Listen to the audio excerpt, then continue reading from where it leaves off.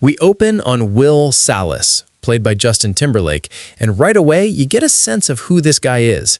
He's not struggling dramatically, he's not broken, he's just tired. Quietly, persistently tired in the way that people are when they've been surviving for so long that surviving feels normal.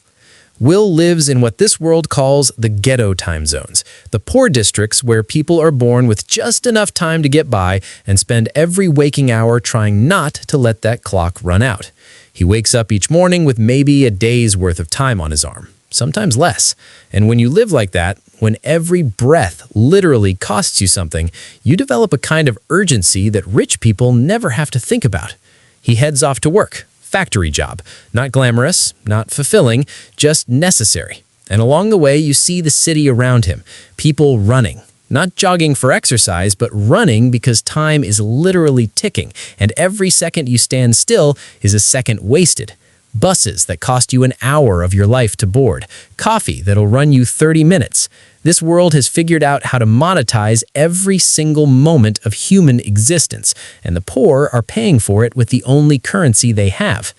Will's boss is exactly what you'd expect from a man in charge in a world like this. Not overtly cruel, just comfortably indifferent. He runs his workers hard because time is valuable, and idle workers cost him something. Will clocks in, gets through his shift, and moves on. After work, Will meets up with his best friend at the local bar. His buddy, a good guy, genuinely, has made a kind of peace with this world. He's got just enough time to get by, and he's stopped fighting it. He's not happy, but he's comfortable with the discomfort, which in a lot of ways is worse. They knock back a few drinks, trade jokes, talk about nothing and everything. It's the kind of friendship that exists because the world has given both of them nothing else to hold on to. But then Will spots something that changes the evening entirely. A man at the bar. And we're talking about someone who should not be here, in this place with these people.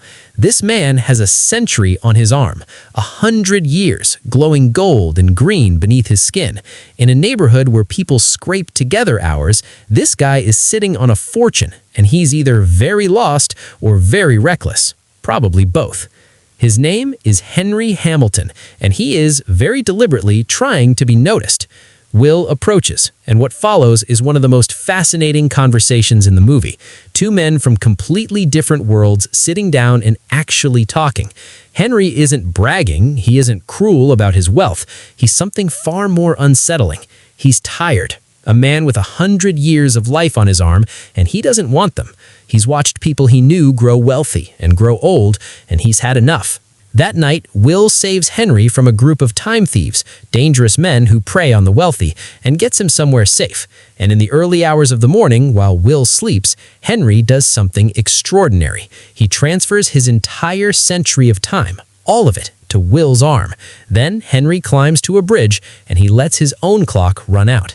He doesn't do it out of despair exactly. He does it because he's made a choice. He's seen enough, and now he's betting that Will, this young man who stepped up for a stranger without being asked, will do something meaningful with the time.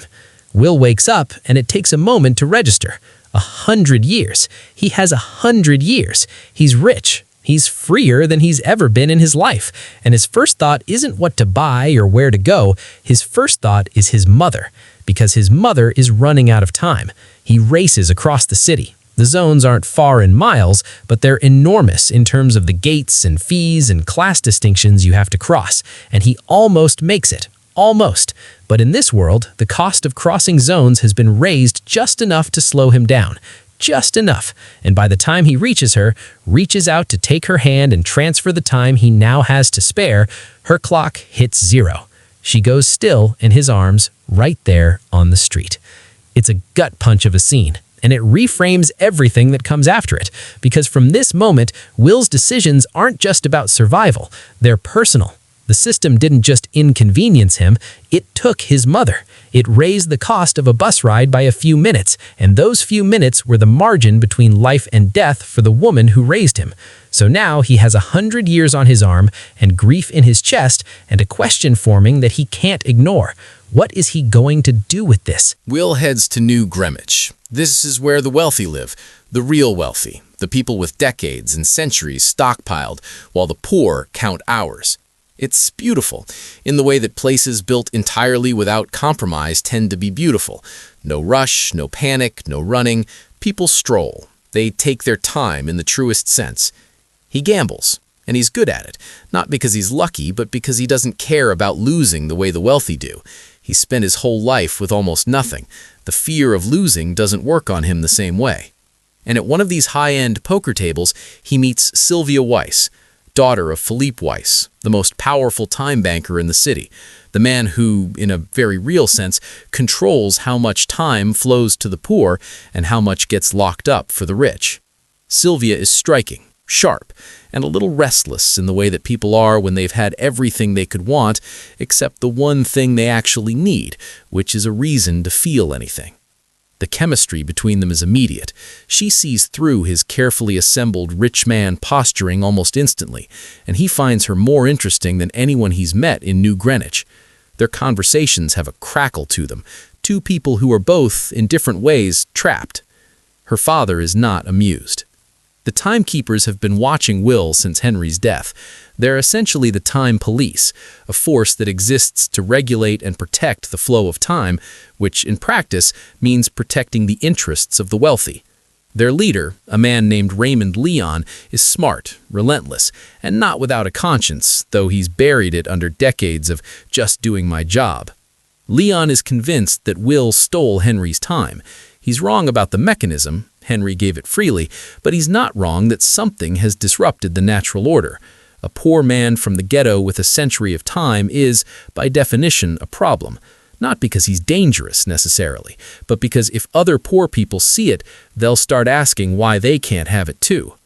Will is arrested. His time is confiscated, all but the bare minimum, just enough to survive, and Sylvia, who happened to be nearby, gets swept up in the chaos. Will, with almost no time left and nothing left to lose, makes a move. He takes Sylvia and runs.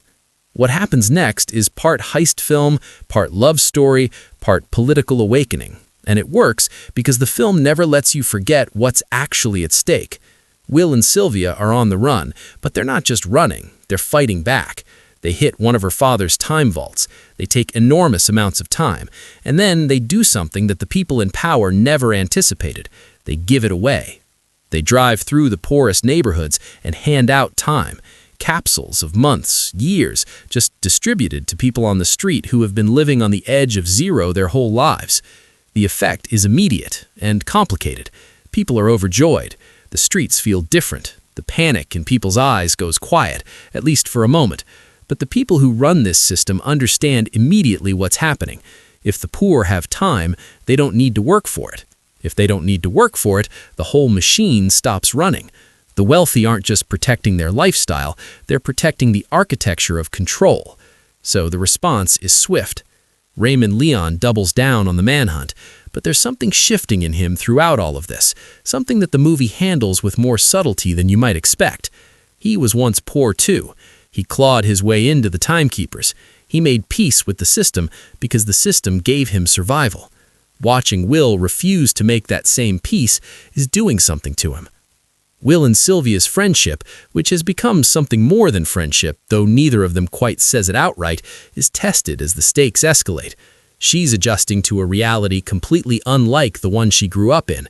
He's carrying the weight of his mother, his old neighborhood, his old friend who's still back there counting hours. Their journey isn't just physical, it's about what kind of people they want to be when the dust settles. Will confronts Leon directly at one point. It's not a fight exactly, more of an argument. Two men who's made completely different bargains with the same broken world, trying to understand each other. It's one of the better scenes in the film because both of them have a point and neither of them is entirely right. And then, the final push. The climax brings all the threads together. Will makes a move against the central time bank, not just a vault, but the source, the reserve. He and Sylvia execute the heist under impossible pressure. The timekeepers are closing in. The clock, figuratively and literally, is running down to nothing. What they're attempting isn't just theft, it's destabilization.